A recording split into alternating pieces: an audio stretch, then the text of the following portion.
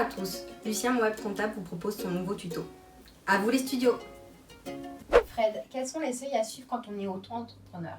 Alors, un auto-entrepreneur a deux seuils à suivre, deux seuils principaux. Ce sont des seuils au niveau de son chiffre d'affaires. Quand son chiffre d'affaires dépasse le seuil de soumission à TVA, il aura des conséquences. Et il y a aussi un deuxième seuil qui lui permet d'être ou pas applicable au régime de l'auto-entrepreneur. Y a-t-il des conséquences quand on dépasse les seuils de TVA?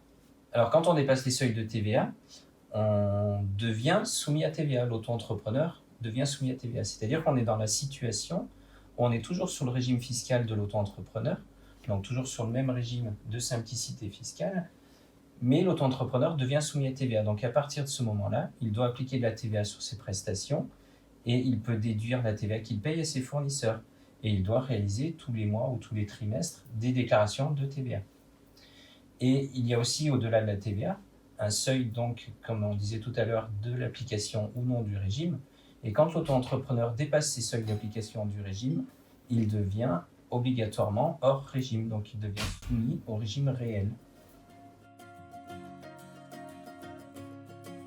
Merci à tous et à bientôt pour un nouveau tuto.